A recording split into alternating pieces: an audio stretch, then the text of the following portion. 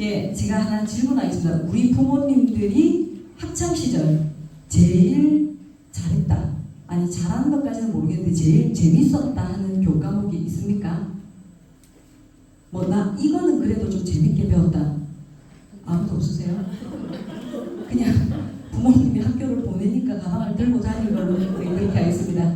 그러면은 제일 싫었다, 이 과목만 없었으면 내가 좀 달라졌을 건데 하는 과목은 있습니까? 네. 그래서 제가 항상 질문을 하면 누구든지 좋아하는 과목은 가지각각입니다. 뭐 그래도 영어는 좀 잘했던 것 같다. 또 예를 들어서 뭐 그래도 미술 시간은 좋았다. 그런데 그 다양한 그 중에 제일 싫어하는 과목은 항상 하나로 통일이 되더라고요. 수학으로. 그래서 제가 사람들이 물어보면 제가 수학을 전공했다 그러면은 한결같이 왜? 라고 질문을 합니다. 그래서 대학에서 뭐 누군가가 경영을 전공했다, 뭐 화학을 전공했다 그런 사람들이 있을 때 왜? 라고 질문하는 걸 못 봤는데 수학을 했다 그러면 다 같이 하나같이 왜? 학교 다닐 때 수학을 좋아했어요? 라고 물어보는데 그게 바로 아마 우리 수학을 바라보는 우리 부모님들의 마음이 아닐까라고 생각을 합니다. 그래서 먼저 저도 뭐 학원을 하고 있고 나름의 교육기관을 하고 있는데 저희 학원에 등록을 하면서 신입 학부모님들에게 얘기를 좀 들어봤습니다. 먼저 시작을 하겠습니다.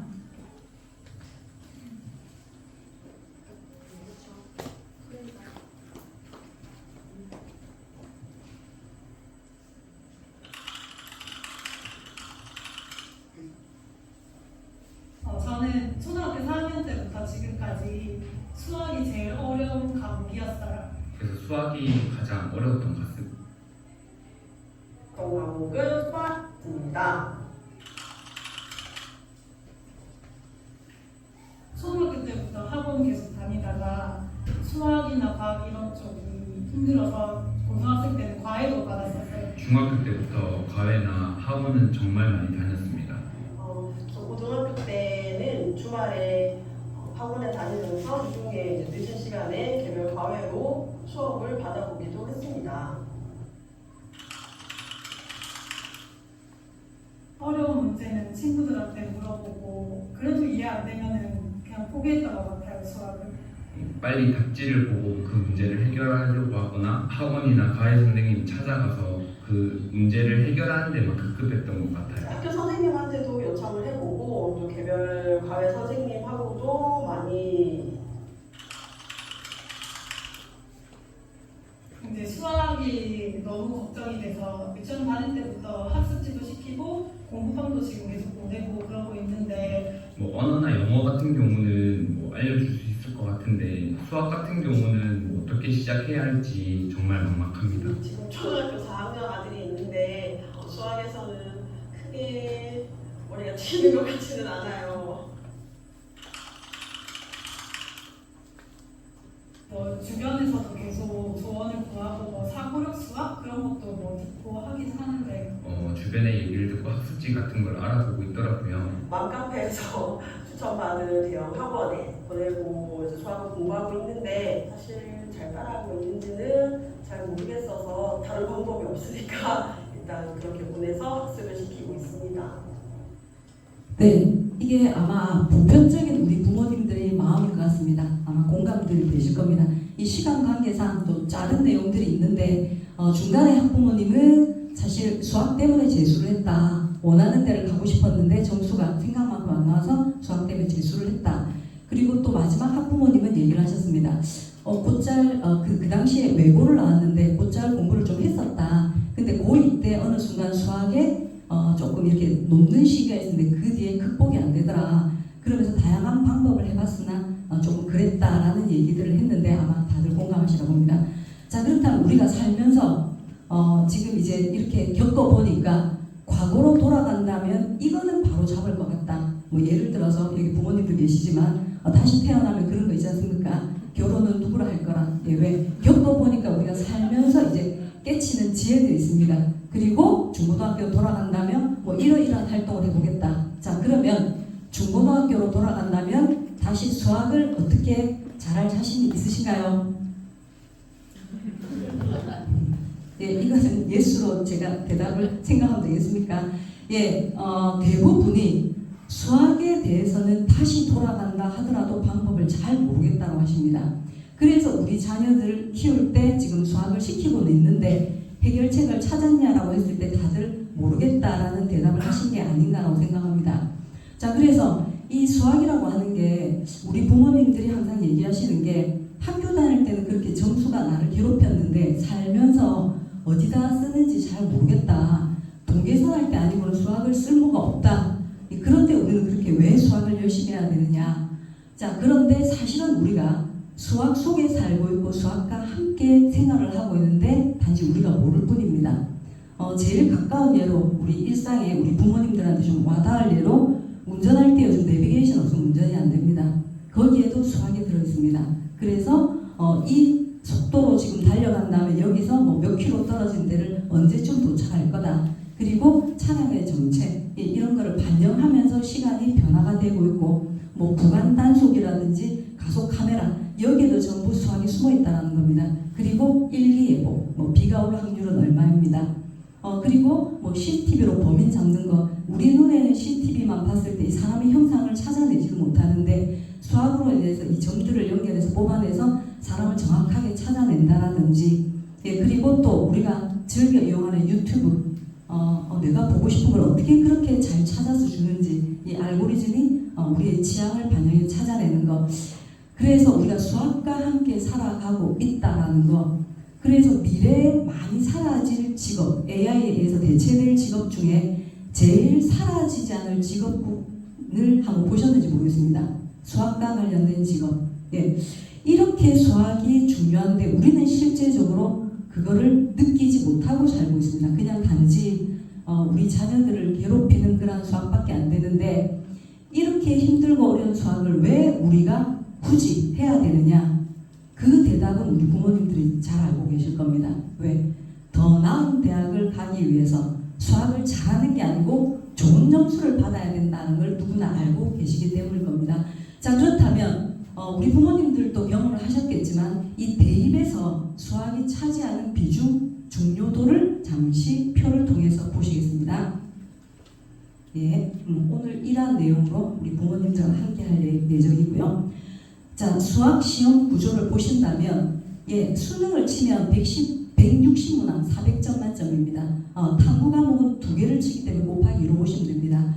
그러면 다른 과목들은 뭐 45문항씩 있는데 수학은 기껏해야 30문항을 시험을 치는데 100분 시간은 제일 깁니다.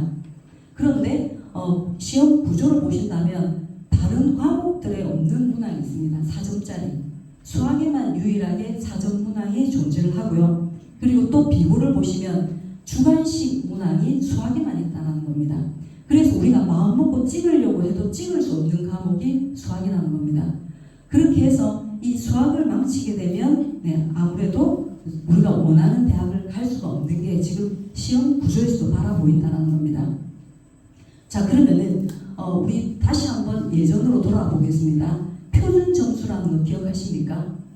나는 점수를 88점을 받은 것 같은데 표준 점수로 뭐 120점이 나왔다 이런 거 표준 점수가 뭐냐 평균을 고려하고 아이들의 시험 성적을 고려해서 상대적인 위치라고 보시면 됩니다. 한마디로 시험 점수 평균이 다 낮을 때 내가 얼마나 잘 쳤느냐 그럼 잘 쳤으면 같은 100점이라도 시험 난이도가 낮을 때보다 그 점수 표준 점수로 확 튀어버리는 겁니다.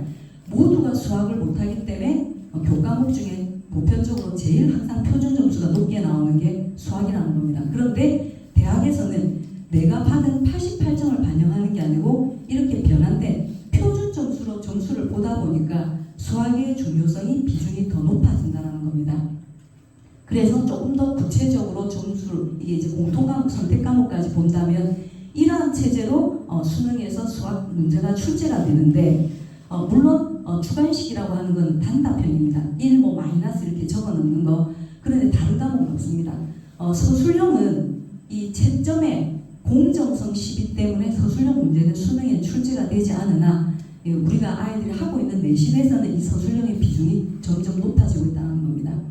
자, 이런 시험 구조 속에 뭐 작년에 보셨기는 올해 보셨겠지만 킬러 문항을 없애겠다 뭐 그렇게 얘기를 하는 걸 들어보셨을 겁니다. 그래서 우리 부모님들이 킬러 문항이 4점짜리면 우리 아이는 기본기 탄탄해서 2, 3점만 다 맞춰서 그냥 편안하게 수학 공부를 시키면 안 되냐라고 생각을 하신다면 자, 2, 3점만 다 맞추면 몇 점입니까? 48점입니다. 100점 만점에. 그래서 사전 문항을 포기하고는 대학을 원하는 대학을 갈 수 없다는 게 수학의 함정이라는 겁니다. 그렇기 때문에 우리가 다 같이 수학을 이렇게 힘들지만 집요하게 어릴 때부터 물고 늘어지는 게 아닌가라고 생각을 하는데, 그렇다면 대학에서 신입생을 뽑을 때 왜 이렇게 중요한 척도로 수학을 사용하는가, 수학 점수를 보는가를 한 번쯤 생각해 보실 필요가 있습니다. 부모님들 그 학창 시절에도 보면 수학 공부 잘하는데 다른 과목 못하는 아이들 보신 적 있습니까? 다른 거 다 잘하는데 수학 점수가 안 나오는 아이들은 많았지만 수학을 잘하는데 다른 과목 점수가 이상하게 나오는 경우는 잘 못 봤을 겁니다. 왜? 수학 공부를 하게 되면서 얻게 되는 사고력이라든지 추론 능력, 문제 해결 능력, 논리력 이런 것들이 다른 과목을 공부할 때도 필요하고 도움이 된다는 것을 알기 때문에 수학에 이렇게 높은 배점을 매기면서 대학에서는 수학 성적이 우수한 아이들을 뽑으려고 한다는 겁니다. 그런데 정작 우리 아이들은 어떻습니까?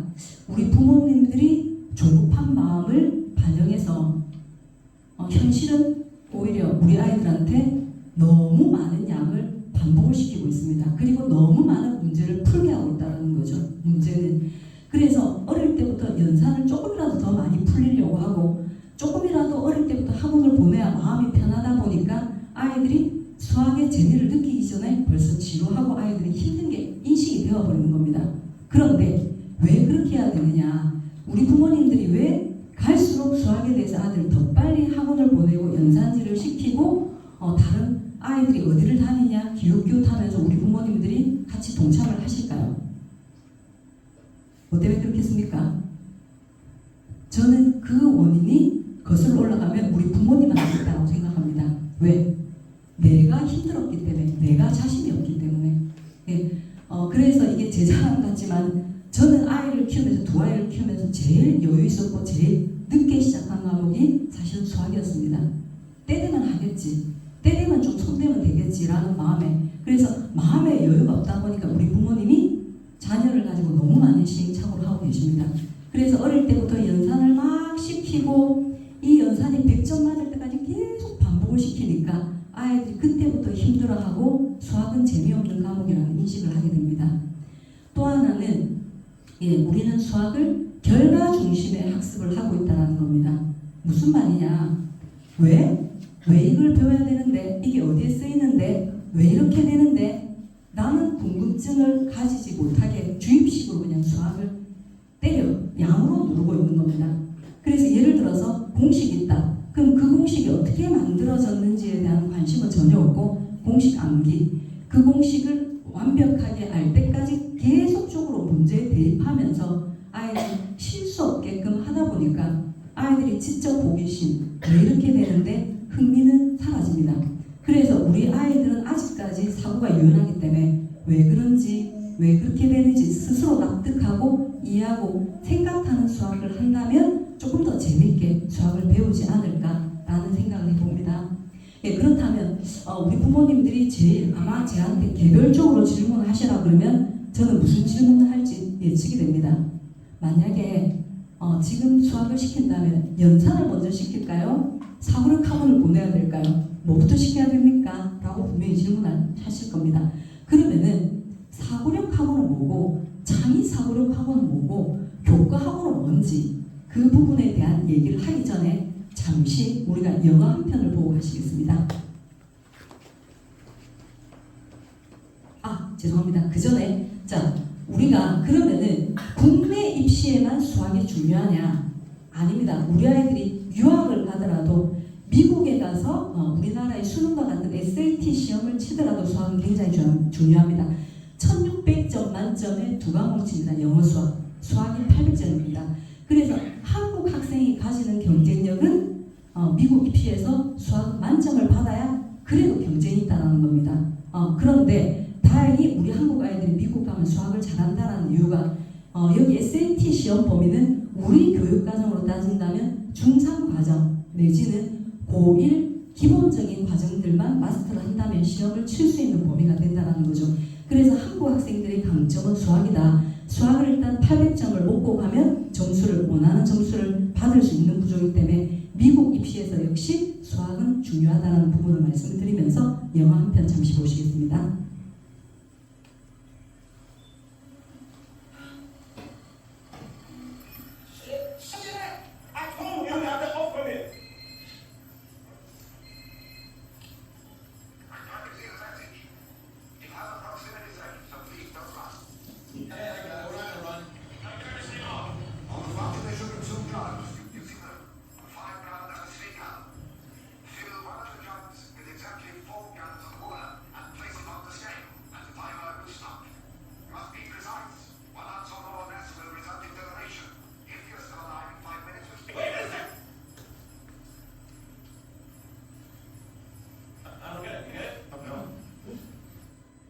네, 이 영화 보셨습니까? 아무도 안 보셨습니까? 아니면 제가 그러면 질문할까봐 못 본 척 하시는 겁니까? 다이아드3입니다. 다이아드3. 네, 이 영화를 보면서 아무도 여기에 대해서 생각을 안 하고 보셨을 겁니다. 자, 3리터, 5리터, 3갤런, 5갤런 그냥 리터라고 해도 되고 물통이 있는데 정확하게 4갤런의 물을 맞춰야 폭탄이 터지지 않는다고 합니다. 자, 지금부터 한번 생각을 해보십시오. 3갤런, 5갤런으로 어떻게 4갤런을 정확하게 물을 맞출 수가 있는지.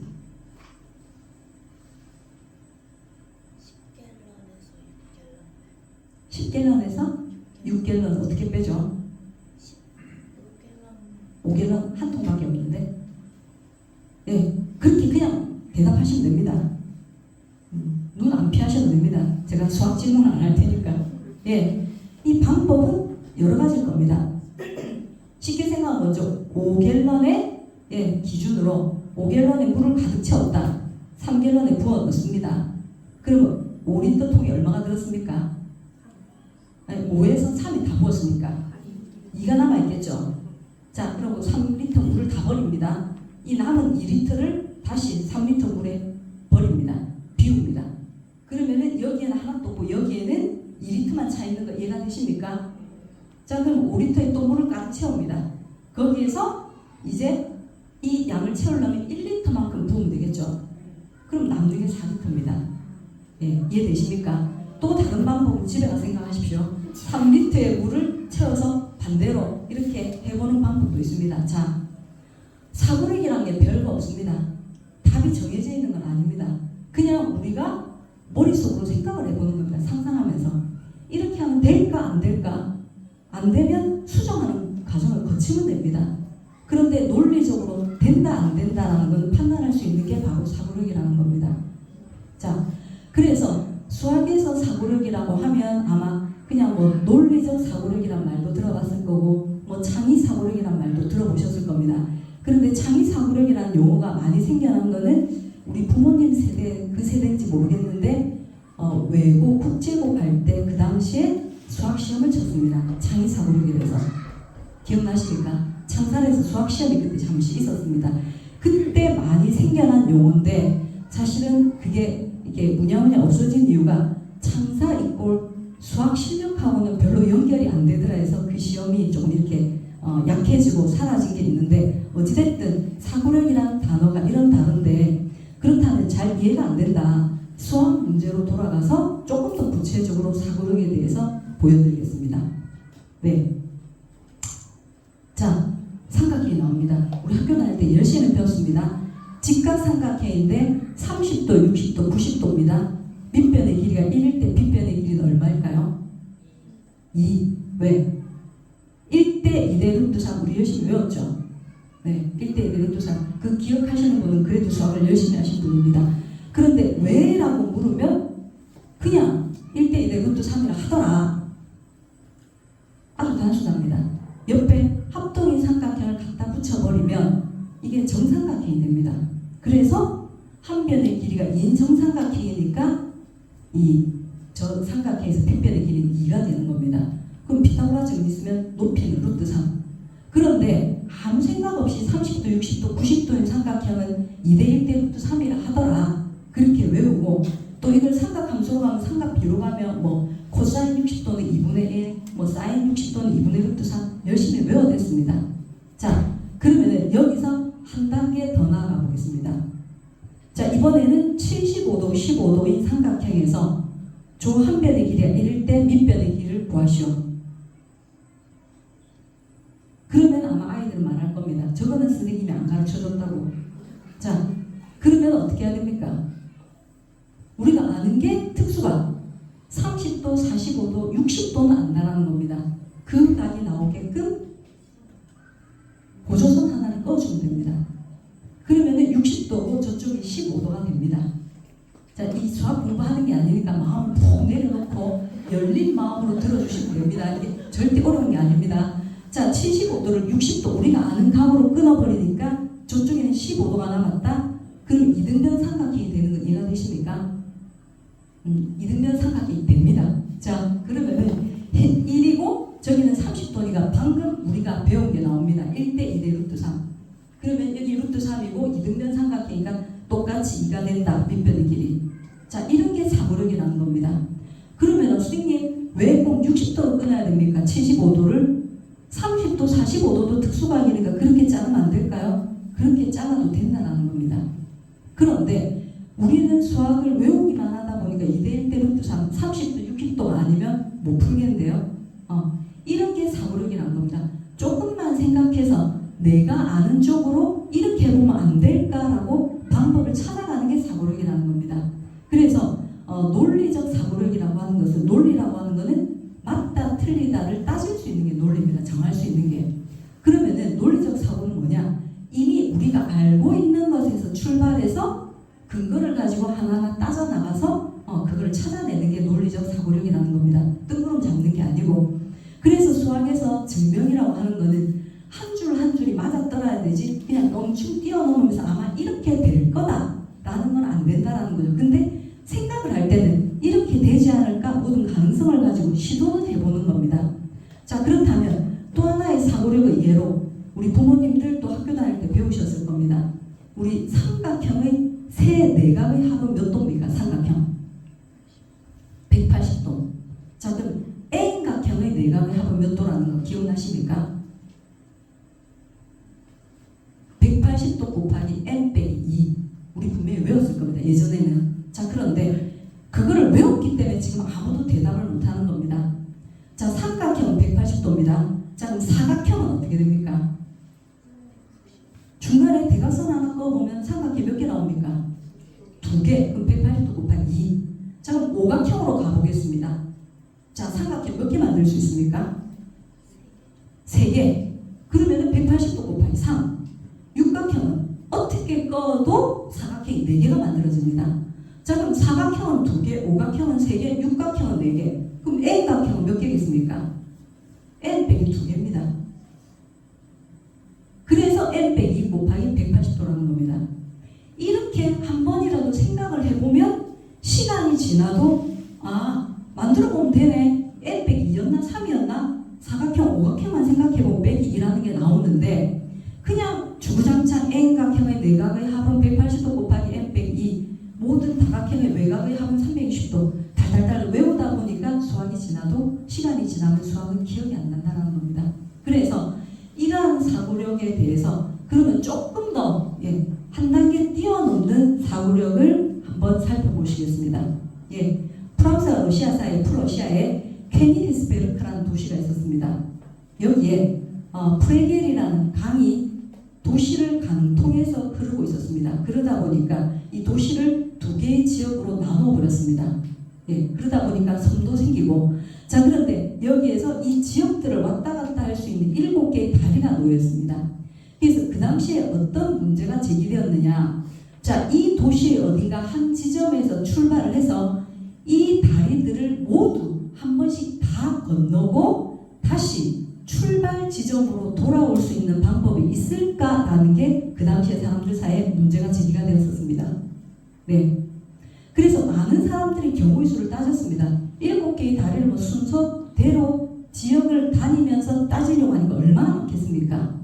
그래서 이 문제를 헤매고 있을 때 1736년 수학자 오일러가 이거를 해결을 합니다. 그런 방법은 없다. 불가능하다. 어떻게?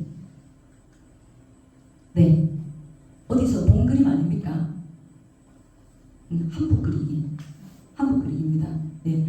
제가 수학을 얘기하고 있는데 어디 외래어를 얘기하는 듯한 표정으로 다들 바라보시는데 우리 부모님들 학교 다녔을 때 분명히 배우셨을 겁니다. 자, 그래서 여기에 큰 지역, 여기 지역, 여기 지역, 여기 지역 4개의 지역을 이렇게 하나의 점으로 표시를 했습니다. 4개의 지역을. 그리고 여기 빨간 다리들을 이렇게 지역을 연결하는 선으로 표시를 한 그래프를 그렸다는 겁니다. 그러고 나니까 이거는 한복 그리기가 안 된다라고 오일러가 찾아내서 그렇게 지나다니는 방법은 없다라는 겁니다. 왜? 한복 그리기가 되려면 한 점에 모인 선의 개수가 홀수점이 이거는 3개, 홀수점이 0개 또는 2개가 돼야 된다라는 그런 게 있는데 여기에서는 홀수점의 개수가 너무 많기 때문에 이런 게 바로 창의적인 생각이라는 겁니다. 어떻게 이거를 보고 이렇게 생각해낼 수 있었을까? 이런 게 창의적 사고력이라는 겁니다. 이게 창의적 사고력의 어떤 극단적인 예일 수도 있습니다. 그러면 우리 아이들이 수학 문제를 풀 때 이렇게까지는 생각할 필요가 우리가 수학자는 아니니까 아니지만 배우지 않은 부분을 이렇게 하면 안 되겠나? 저렇게 하면 안 되겠나? 라는 상상을 하면서 한 번쯤 아이가 시도를 해봐야 된다는 거죠. 그런데 우리는 배운 바가 아니면 생각을 해본 적이 없기 때문에 선생님이 가르쳐주고만 배우다 보니까 이러한 생각을 하면서 수학 문제를 풀지 않고 외우기에 급급하다는 겁니다. 자, 그러면은 사고력에는 그냥 크게 구분한다면 논리적 사고, 창의적 사고가 있는데 우리 아이들이 수학을 잘하기 위해서는 이런 논리적 사고와 창의적 사고 둘 다를 잘해야 되는 겁니다. 자, 그러면은 이제 사고력에 대해서는 대충 감을 잡으셨다면 우리 부모님들이 사고력 학원을 보내야 되나요? 교과 학원을 보내야 되나요? 창의 사고력 학원을 보내야 되나요? 하는 데에 대한 대답은 어느 정도 됐을 거라고 생각합니다. 아직도 잘 모르겠다 하시는 분들은 사고력이랑은 동일하다는 겁니다. 수학 학문 자체가 사고력을 요하는 학문이라는 겁니다. 어떤 문제의 결은 사고력을 요하는 문제, 이거는 사고력을 요하지 않는 문제 구분이 안 된다는 겁니다. 교과 과정 역시 아이 스스로 생각을 하고 원리를 깨치면서 납득을 하면서 이해를 하면서 공부를 해야 되기 때문에 그게 바로 사고력을 요하는 학문이라는 겁니다. 그래서 어떻게 수학을 접근을 하고 어떻게 해결하고 아이가 스스로 생각하느냐, 그게 중요한 거지. 이 문제가 사고력 문제다, 저 문제가 사고력 요하지 않는 문제다 구분되는 건 없다는 겁니다. 그래서 학원을 보내시더라도 아이가 스스로 생각하고 문제를 풀게끔 많이 하느냐, 그냥 일반적인 교수, 그냥 강의식으로 쫙 알겠지? 집에 가서 숙제해와 라고 하는 학원이냐, 그것만 우리 부모님들이 구분해서 찾아내시면 된다라는 말씀을 드리고 싶은 겁니다. 그렇다면 우리가 이런 수학을 함에 있어서 수학 교육의 목표는 뭐냐? 수학에서 요구하는 바는 학문적 역량 강화 및 학문 분야의 다양성을 요한다라는 겁니다. 자, 무슨 말인지 구체적으로 하나씩 살펴보겠습니다. 수학을 함으로써 조금 전에 얘기했습니다.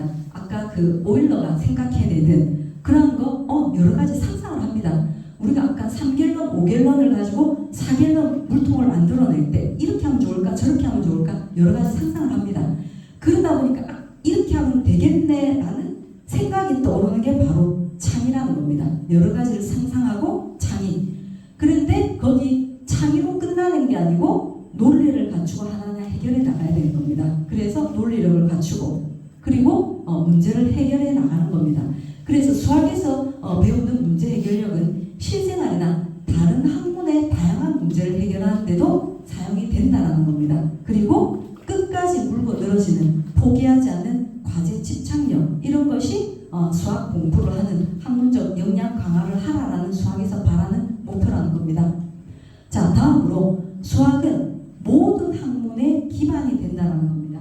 그래서 아마 대표적인 거로 우리 물리 하려고 하면 수학 잘해야 된디, 미분 잘해야 된디, 적분 잘해야 된디 들어보셨을 겁니다. 그래서 수학이라는 학문은 건축, 물리, 금융, 천체, 항공, 심지어 의학, 음악, 작곡에까지 수학이 사용된다. 그래서 수학을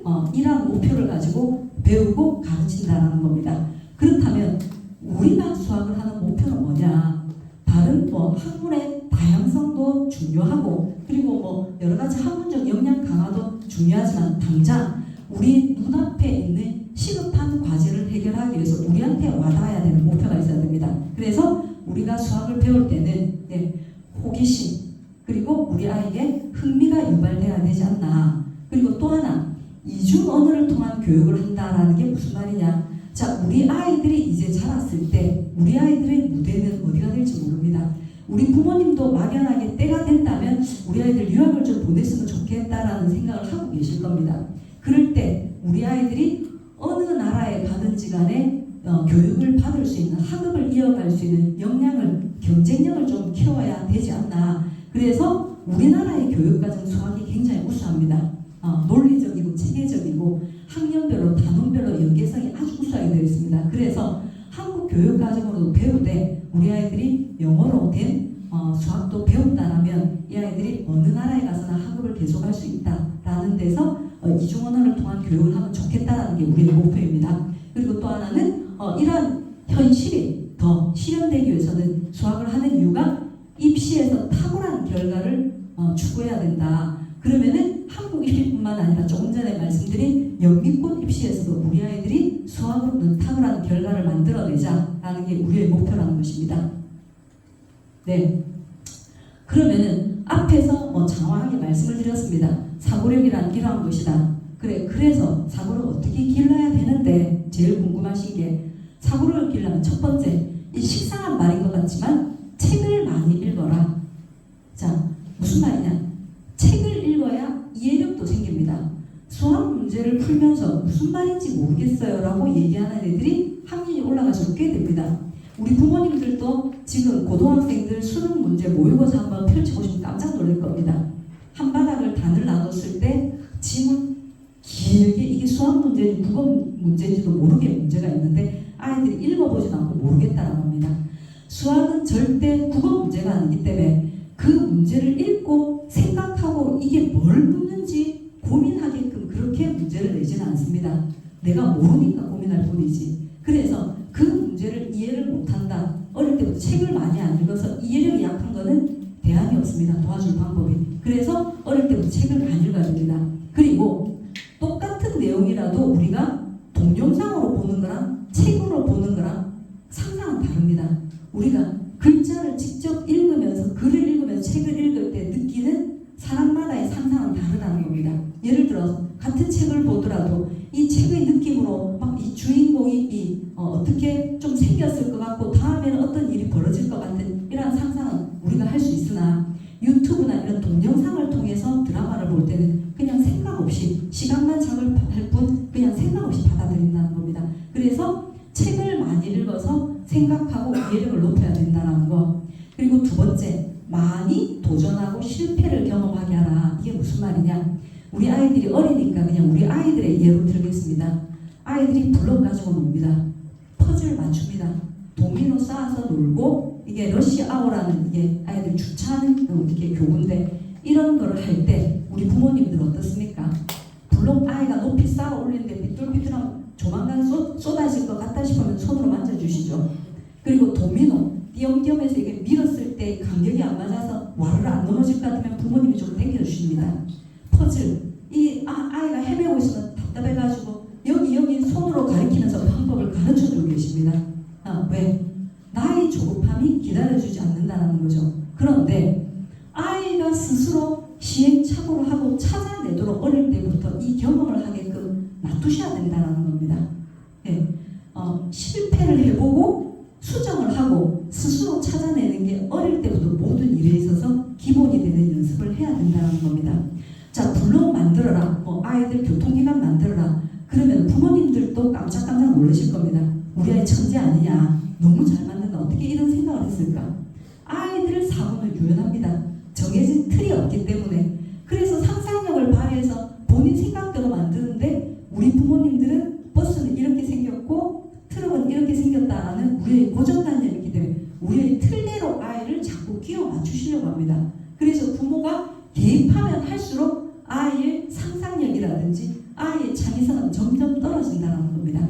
그렇게 해서 아이가 시행착오를 통해서 스스로 교정하고 스스로 해결책을 찾을 수 있도록 놀잇감에서부터 어릴 때부터 아이들을 기다려 주셔야 된다는 겁니다. 그래서 아이들이 많이 생각하고 도전하면서 실패를 통해서 아이들은 배우고 또 그때 성취를 했을 때 굉장히 성취감, 만족감을 느낀다. 그래서 완수했을 때 오는 뿌듯함을 어릴 때부터 아이들이 느낄 수 있도록 부모님들이 기다려 주셔야 됩니다.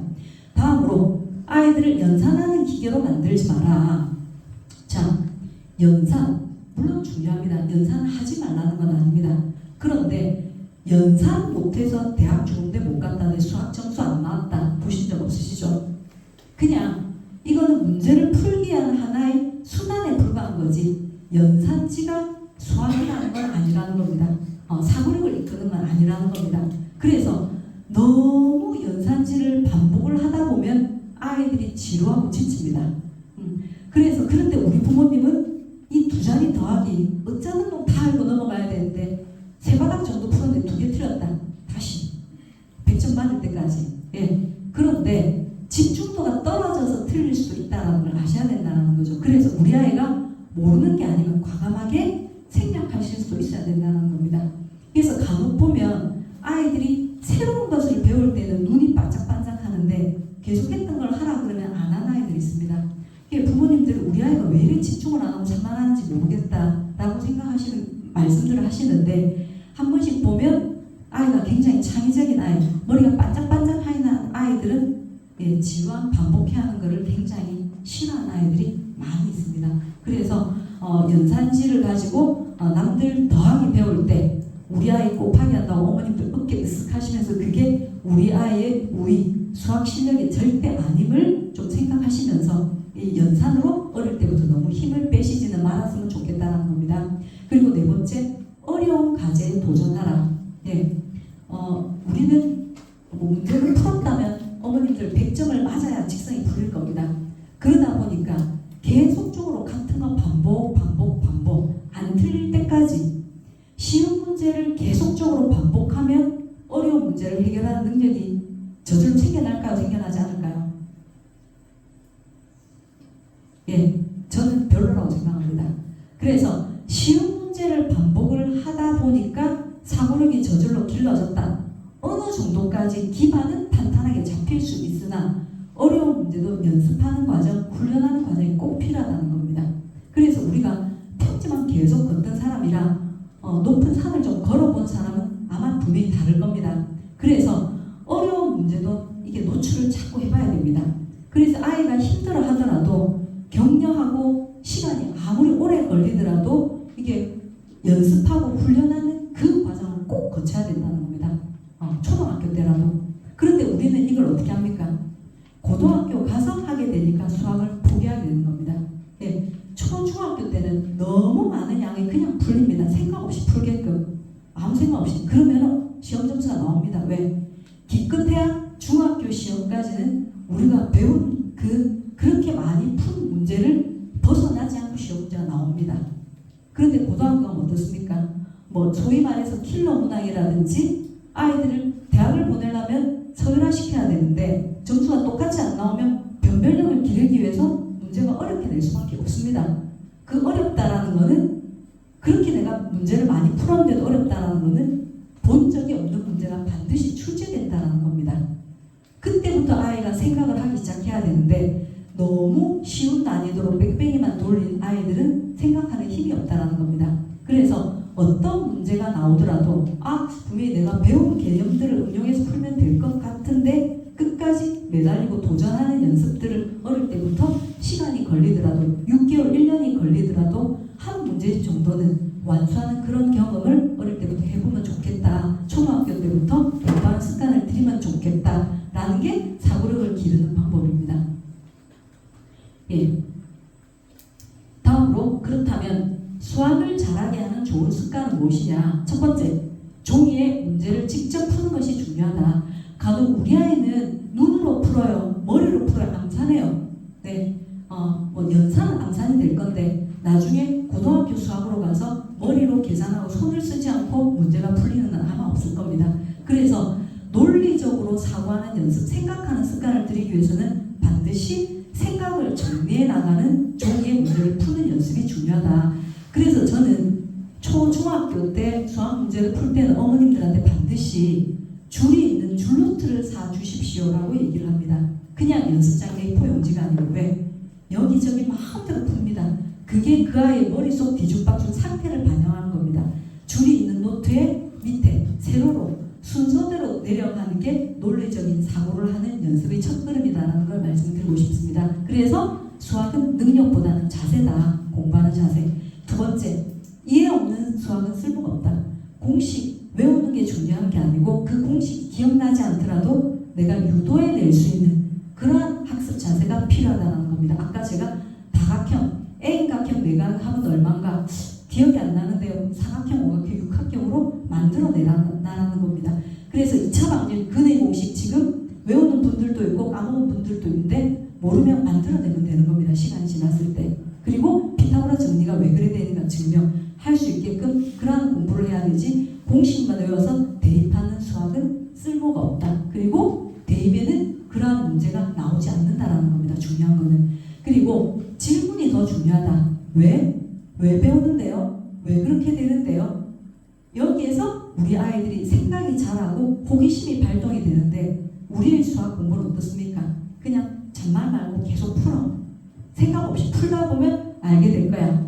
그래서 문제를 많이 풀면 개념을 알게 된다. 어느 정도로 맞고 어느 정도로 틀렸습니다. 개념을 정확하게 알고 문제를 접근해야 되지 문제를 풀다 보니까 개념을 이해하더라. 그거는 좀 잘못된 방법이 아닐까. 그리고 어려운 문제라고 하는 거는 한 개념이 아니고 여러 단원의 개념이 섞여 있는 경우 그런 문제가 우리 아이들에게는 어려운 문제라는 겁니다. 그렇게 해서 끊임없이 왜? 이해하는 습관, 아는 습관, 알고 넘어가는 습관을 어릴 때부터 길러야 됩니다. 그래서 고등학생쯤 됐을 때 아이들이 수학을 포기하는 이유 중에 하나도 그냥 생각 없이 엄마가 저학원 다니면서 저 아이들이랑 같은 그룹에 속해서 과외를 받으라고 해서 라고 하다 보니까 어느 순간 수학을 못 쫓아가는 순간인데 그때 모른다 소리를 못했다라는 겁니다. 그래서 우리 아이들은 반드시 왜 그렇게 되는데요? 모르겠는데요? 라는 거를 이 질문을 습관화해서 반드시 사고하는 훈련을 어릴 때부터 해야 된다는 거. 그리고 과제 집착력. 끝까지 알 때까지 알고 물고 늘어지는 습관을 우리 아이들이 길러주셔야 됩니다.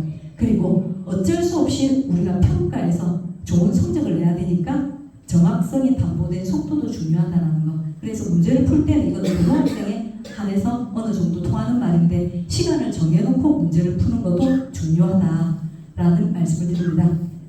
자, 그렇다면 이제 마지막으로 마지막이 아니라 자, 내 자녀에게 그럼 적합한 문제집 수준은 우리 어머님들이 이제 문제집을 선정할 때 우리 아이들이 어느 정도의 문제집을 풀어야 되나요? 최고 난도 문제집을 선택해서 풀어야 되냐 아니면 기본 문제를 많이 풀어야 되냐라는 질문들을 하시는데 집중과 흥미 둘 다를 위한 선택은 뭐를 해야 되냐?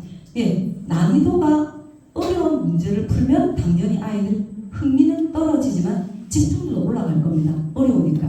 그런데 난이도가 쉬운 문제를 풀면 흥미는 좀 올라가겠으나 집중도는 떨어집니다. 예, 쉬운 걸 반복하면 어떻게 되겠습니까? 흥미도 떨어지고 아이가 산만해집니다. 그리고 같은 걸 계속 반복하면 당연히 호기심마저 사라집니다.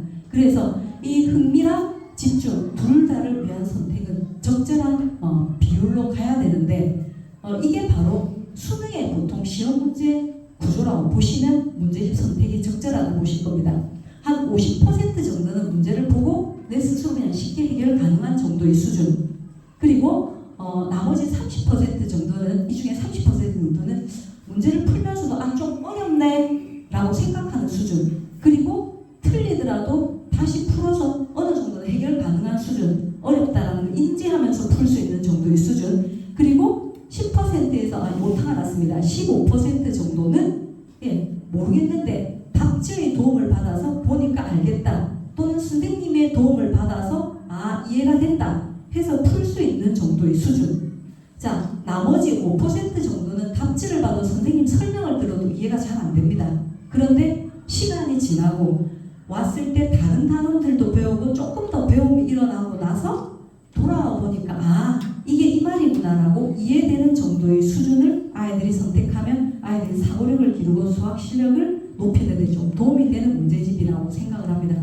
그래서 쉬운 문제를 반복하기보다는 아이들이 그냥 조금 생각하면서 맞추는 게 조금 틀려서 다시 풀더라도 맞추는 게 70% 정도 되는 문제집을 선택한다면 아이를 성장시키는 문제집 수준이라고 봐주시면 좋을 것 같습니다. 예, 그렇다면 마지막으로 좋은 수학 교육은 어떠냐? 예, 첫 번째, 서술로 문제를 푸는 그러한 습관을 해주는 교육입니다. 그래서 모든 문제를 간단하게나마 한두 줄이라도 스스로 정리를 하면서 아이들이 푸는 풀이 과정을 적는 훈련을 해야 된다는 겁니다. 두 번째, 사고력을 키울 수 있는 적정 난이도의 교재, 쉬운 교재 반복하지 않고 조금 전에 말씀드린 대로 아이가 물고 늘어지면서 어려운 문제를 좀 해결할 수 있는 그러한 정도의 적정 난이도의 문제를 선택해야 된다.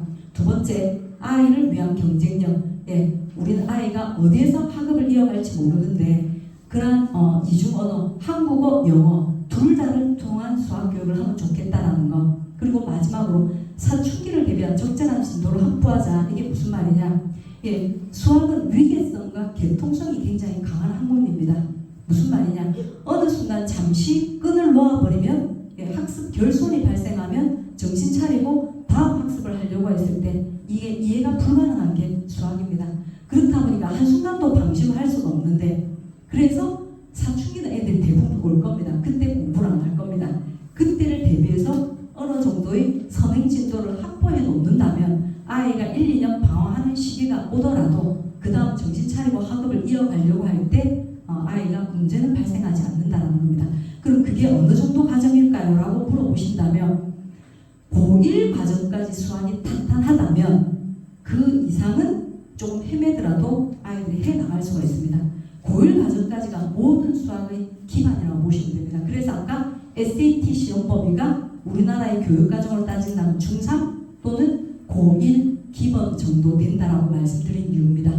자, 그래서 이렇게 수학을 정리해 나가는 교육이 어떤 교육이냐? 예, 오늘 조금 있다가 아마 들으실 건데 뒤에 공사하는 현장을 보셨을 겁니다. 파주에 성민학교가 생깁니다. 그래서 이런 교육을 가지고 ITS 교육연구소에서 교육과정을 편성하고 개발하고 있는 교육을 기반으로 파주 성민학교에서 교육을 해 나갈 것을 우리 부모님들에게 안내를 드리면서 어떻게 수학에 대한 도움이 좀 되셨는지 모르겠습니다. 네, 아무쪼록 우리 부모님들이 조급한 마음을 좀 내려놓고 우리 자녀를 신뢰하면서 끝까지 기다려주고 격려하는 부모님이 되셨으면 좋겠다는 말씀을 드리면서 저는 마치도록 하겠습니다. 네, 감사합니다.